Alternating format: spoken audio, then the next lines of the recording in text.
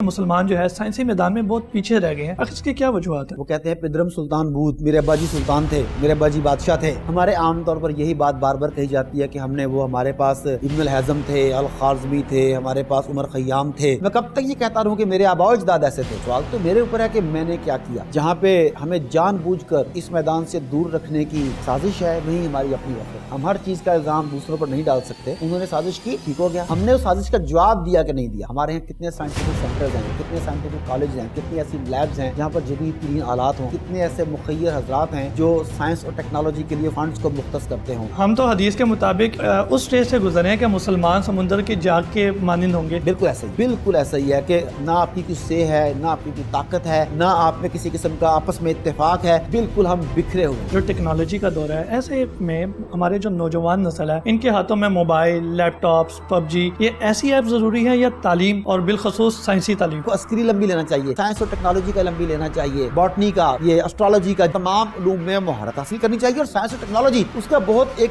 اہم پارٹ ہے۔ آپ نے آخری دنیا میں جانا ہے، آپ کو دین کی تعلیم بھی ساتھ ساتھ لینی چاہیے۔ السلام علیکم ناظرین، میں ہوں آپ کا میزبان مجیب الرحمان اور آپ دیکھ رہے ہیں پروگرام ڈیئر ٹو ٹاک۔ ناظرین، عام طور پر یہ ذکر کیا جاتا ہے کہ مسلمان سائنسی میدان میں بہت پیچھے ہے۔ کہا جاتا ہے کہ گزشتہ کئی صدیوں سے مسلمانوں نے سائنسی میدان میں کوئی کام نہیں کیا۔ جب سے مسلمان غفلت میں پڑے ہیں، ذلت ان کا مقدر بن گئی ہے۔ آخر اس کی وجوہات کیا ہیں اور اس کا معاشرے پر کیا اثر پڑ رہا ہے اور اس کا سد باب کیا ہے؟ اسی حوالے سے ہم گفتگو کریں گے ڈاکٹر عارف صدیقی صاحب سے۔ ڈاکٹر صاحب السلام علیکم۔ وعلیکم السلام۔ ڈاکٹر صاحب، جس طرح میں نے بات کی کہ مسلمان جو ہے سائنسی میدان میں بہت پیچھے رہ گئے ہیں، آخر اس کی کیا وجوہات ہیں؟ لیکن پہلی بات تو یہ کہ جو آپ نے کہا اس سے 100% میں اتفاق کرتا ہوں۔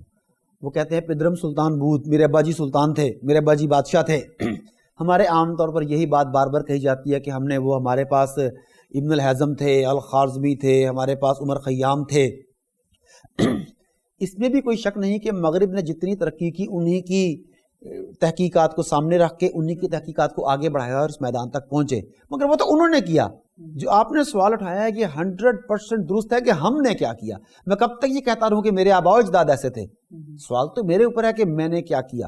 اس کی وجوہات میں جہاں پہ ہمیں جان بوجھ کر اس میدان سے دور رکھنے کی سازش ہے، وہیں ہماری اپنی غفلت بھی ہے۔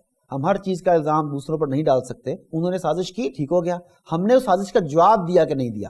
ہم نے اس میدان میں اپنی کمیوں کو پورا کرنے کے لیے خود کوئی قدم اٹھایا کہ نہیں اٹھایا۔ ہمارے یہاں کتنے سائنٹیفک سینٹرز ہیں، کتنے سائنٹیفک کالج ہیں، کتنی ایسی لیبز ہیں جہاں پر جدید ترین آلات ہوں۔ ہمارے کتنے ایسے مخیر حضرات ہیں جو سائنس اور ٹیکنالوجی کے لیے فنڈز کو مختص کرتے ہوں۔ اس سب کو دیکھیں گے تو اس کا جواب ملے گا نو۔ اس کی کئی وجوہات ہو سکتی ہیں۔ ایک وجہ یہ بھی ہے کہ ہم نے سمجھ لیا کہ شاید اللہ تعالیٰ نے خود آ کر نظام ٹھیک کرنا ہے۔ بالکل ٹھیک۔ ہمارا ایک عام کنسیپٹ یہ بن گیا کہ آخری فتح حق کی ہونی ہے، فکر نہ کرو۔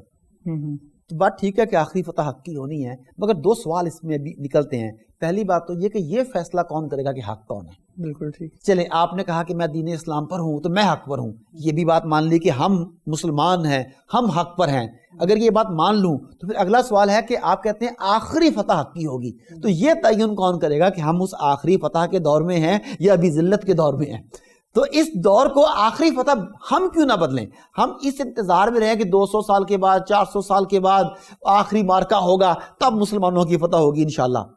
ہم اس کا بیج خود کیوں نہیں بوتے؟ ہم تو حدیث کے مطابق اس اسٹیج سے گزرے ہیں کہ مسلمان سمندر کی جاگ کے مانند ہوں گے۔ بالکل ایسا ہی ہے، بالکل ایسا ہی ہے کہ نہ آپ کی کوئی سے ہے، نہ آپ کی کوئی طاقت ہے، نہ آپ میں کسی قسم کا آپس میں اتفاق ہے، بالکل ہم بکھرے ہوئے ہیں۔ ڈاکٹر صاحب، موجودہ دور میں جو ٹیکنالوجی کا دور ہے، ایسے میں ہمارے جو نوجوان نسل ہے، ان کے ہاتھوں میں موبائل، لیپ ٹاپس، پب جی، یہ ایسی ایپ ضروری ہیں یا تعلیم اور بالخصوص سائنسی تعلیم؟ دیکھیں، کسی بھی جگہ پہ، کسی بھی میدان میں ایگزیجریشن مناسب نہیں ہے۔ عام طور پہ جب ہمارا طبقہ جب خاص طور پہ علماء کو، علماء دین کو لتاڑتا ہے نا، تو وہ یہی کہتا ہے کہ یہ کون سا چاند پر پہنچ گئے، حالانکہ چاند پر وہ خود بھی نہیں پہنچے ہوتے، جو تم لوگ تو پہنچ جاتے ہیں نا چاند پر۔ تو ایکچولی بیلنس ضروری ہے۔ آپ کو سائنسی تعلیم بھی چاہیے، آپ کو عسکری تعلیم بھی چاہیے۔ یہاں پہ بڑی امپورٹنٹ چیز ہے کہ جو لوگ کہتے ہیں نا کہ تعلیم حاصل کرو، تعلیم حاصل کرو، یہ اکانومی کی جنگ ہے، باتیں کسی حد تک درست ہیں، مگر ایسے تمام لوگوں کو جو یہ والا پرچار کرتے ہیں، میں آپ کو یاد کروانا چاہتا ہوں کہ جب تاتاریوں نے بغداد پر حملہ کیا تو اس وقت بغداد تاریخ انسانی کا سب سے ڈیولپڈ سٹی تھا۔ کہا جاتا ہے کہ ویسا بغداد، ویسا شہر آج تک دنیا میں دوبارہ نہیں بسا جو اس وقت بسایا گیا تھا. مگر تاتاری جب اس پر حملہ آور ہوئے تو وہ گھوڑوں کی ننگی پیٹھ پر تھے، وہ زین بھی اوپر نہیں کستے تھے، وہ کسی قسم کے علوم سے آشنا نہیں تھے سوائے عسکری علم کے. انہوں نے صرف عسکری علم کی بنیاد پر بغداد کو تہس نہس کر دیا. بغداد کے پاس دیگر سارے علوم تھے، عسکری علم نہیں تھا تو وہ ڈوب گیا. تو آپ کو عسکری علم بھی لینا چاہیے، سائنس اور ٹیکنالوجی کا علم بھی لینا چاہیے، باٹنی کا، یہ اسٹرالوجی کا، جو آپ کو تمام علوم میں مہارت حاصل کرنی چاہیے. اور سائنس اور ٹیکنالوجی اس کا بہت ایک اہم پارٹ ہے. آپ نے آخری دنیا میں جانا ہے، آپ کو دین کی تعلیم بھی ساتھ ساتھ لینی چاہیے. اب واپس آتا ہوں آپ کے سوال کی طرف کہ سائنس اور ٹیکنالوجی سے پیچھے ہٹنے کا نتیجہ کیا نکلتا ہے. بالکل ٹھیک. آپ دیکھیں ایک طرف تو یہی ہوا کہ آپ سے مراد تمام مسلم ممالک، آپ کی تمام اکانومی جو ہے یہ کنزیومر اکانومی بن گئی. آپ مغرب کے اور صہیونی اداروں کے کنزیومر ہیں. آپ پیسہ کماتے ہیں اور کما کے انہیں دیتے ہیں. آپ اپنے گھر کے باتھ روم سے سٹارٹ کر لیں، آپ کیا ٹوتھ برش سے سٹارٹ کر لیں، ٹوتھ پیسٹ سے سٹارٹ کر لیں، شیونگ فوم سے سٹارٹ کر لیں، آپ اپنے ہیئر شیمپو سے سٹارٹ کر لیں. یہ سب کی سب چیزیں جو ادارے بنا رہے ہیں وہ پاکستان کے چند معروف اداروں کے میں نام یہاں پہ نہیں لوں گا، وہ تمام کے تمام جو ہیں پیچھے جائیں تو وہ اسرائیل کی ملکیت نکلتے ہیں، ڈائریکٹلی یا انڈائریکٹلی آپ انہیں پیسہ دے رہے ہیں. موبائل فونز لے رہے ہیں آپ. اس وقت ہر آدمی کے ہاتھ میں موبائل ہے، حتیٰ کہ بچوں کے ہاتھ میں بھی موبائل ہے. اس کی وجہ یہ ہے کہ بچوں کی تعلیم اب اس کے بغیر ہو نہیں پا رہی. اب مجھے بتائیے کہ کون سا مسلم ملک موبائل فون پروڈیوس کرتا ہے اور وہ آپ تک پہنچاتا ہے تاکہ وہ پیسہ مسلم ملک تک چلا جائے؟ کون سا مسلم ملک ہے جو سیٹلائٹ سروسز پرووائڈ کرتا ہے جس کے ذریعے آپ اپنی چیزوں کو سیکیور بھی کر سکیں؟ وہ بھی کوئی نہیں ہے. تو ایک تو یہ کہ آپ کا سارا سرمایہ ان کی گود میں جا رہا ہے. دوسرا بڑا نقصان یہ ہو رہا ہے کہ جب آپ سائنس اور ٹیکنالوجی میں بہت زیادہ پیچھے ہوتے ہیں تو آپ کی سیکیورٹی رسک پر ہو جاتی ہے. میں نے عسکری علوم کا ذکر کیا شروع میں کہ عسکری علوم انتہائی ضروری ہیں، اور عسکری علوم اللہ اور اللہ کے رسول کو بہت پسند تھے. جنگ کے لیے گھوڑے تیار رکھو، وجہ ہے تو کہا گیا نا سارے کا سارا. اچھا اب جب آپ عسکری علوم میں مہارت نہیں رکھتے تو کیا ہوتا ہے؟ ابھی کچھ عرصہ پہلے ایک سکینڈل آیا بہت بڑا، پیگاسس سکینڈل کے نام سے جانا جاتا ہے. پوری دنیا کہتی ہے کہ آئی فون جو ہے نا وہ سب سے سیف ہے، اور Pegasus soft where, Israeli company, انہوں نے پیگاسس سافٹ ویئر ڈیولپ کیا. اس کے ذریعے انہوں نے پوری دنیا کے لگ بھگ 50,000 انتہائی اہم لوگوں کے فون تک رسائی حاصل کی، اور اس کا تمام ڈاٹا چوری کر لیا. اور اس میں پاکستان کے انتہائی اہم لوگ شامل ہیں، اس میں عرب ممالک کے انتہائی اہم لوگ شامل ہیں. اچھا آپ دیکھیں کہ چونکہ آپ کے پاس خود اپنی ٹیکنالوجی نہیں تھی، آپ کو ان پر ڈیپینڈ کرنا پڑا. نتیجہ یہ نکلا کہ آپ کی تمام سیکیورٹی رسک پر آ گئی. آپ دیکھیں، آپ کو یاد ہوگا کچھ عرصہ پہلے چائنا نے، کچھ عرصہ نہیں مطلب 10-12 سال شاید ہو گئے ہیں، چائنا نے امریکہ سے جہاز خریدا. جہاز جب ادھر پہنچتا ہے، جب وہ اس کا جائزہ لیتے ہیں، وہ تھوڑے سمجھدار تھے، انہوں نے جہاز استعمال کرنے سے پہلے اپنے انجینئرز ٹیکنیشینز کو کہا کہ اس کا جائزہ لو. اس کے اندر جاسوسی کے آلات فٹ تھے. بالکل ٹھیک. اب ہم بھی جب وہاں سے جہاز لیتے ہیں تو پتہ نہیں کیا کیا اس کے اندر ہے جس کا ہمیں پتہ لگتا، کیا کیا ہے جس کا ہمیں پتہ نہیں لگتا.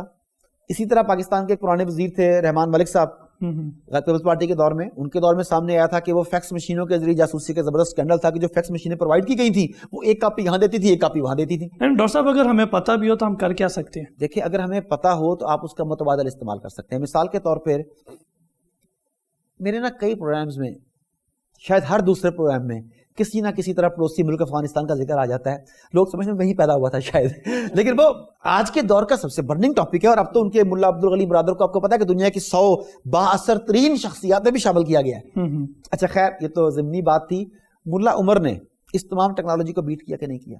انہیں پتا تھا کہ یہ جاسوس ہیں، انہیں پتا تھا کہ ان کے ذریعے میرے سیکیورٹی بریچ ہو سکتی ہے، نقصان ہو سکتا ہے. انہوں نے اس ٹیکنالوجی کو چھوڑ کر پرانا جو پیغام رسانی کا طریقہ تھا اسے استعمال کرنا شروع کیا، اور ان کی وفات تک کا کسی کو پتہ نہیں چل سکا. وہ 3 سال کے بعد غالباً ان کی اپنی فیملی نے یہ خبر ڈسکلوز کی تھی. پھر تو اگر انہیں پتا ہو تو یہ کوئی نہ کوئی متبادل حل تو نکالیں گے. بالکل.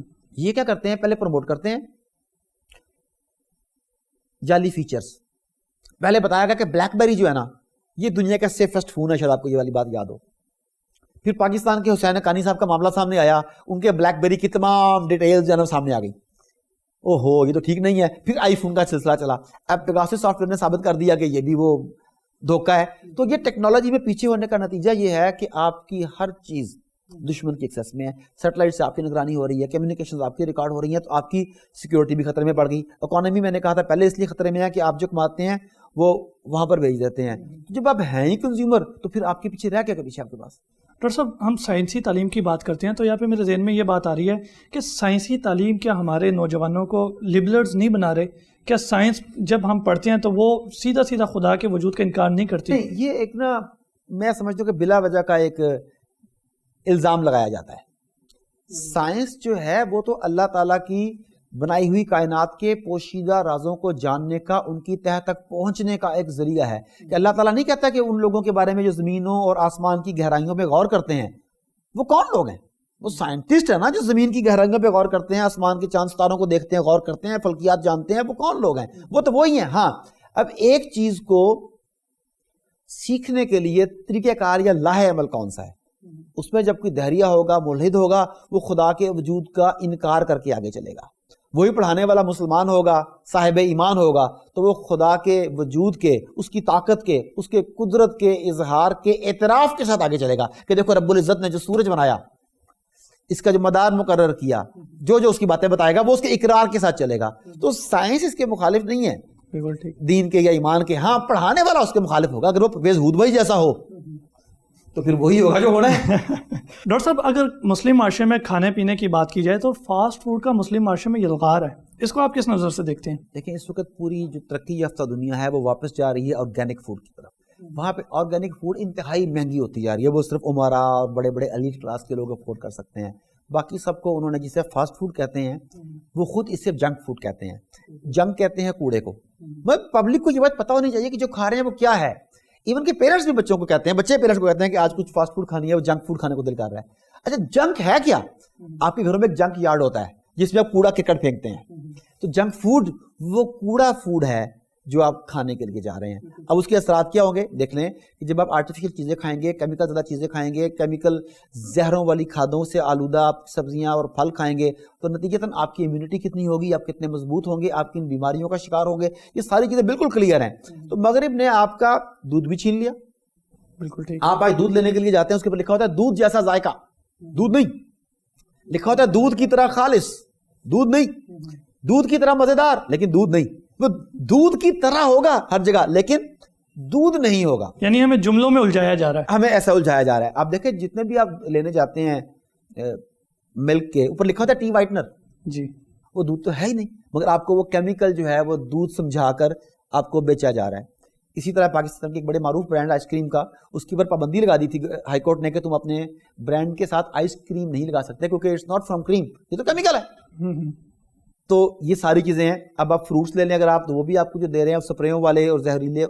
دیکھیں ایک سبزی یا کھیرا لے لیں آپ، ایک کھیرا اتنا 3 دن میں بنتا ہے اور ایک 6 ہفتے میں 3 مہینے میں بنتا ہے. مجھے بتائیے فرق تو کی ہوگا نا اس میں.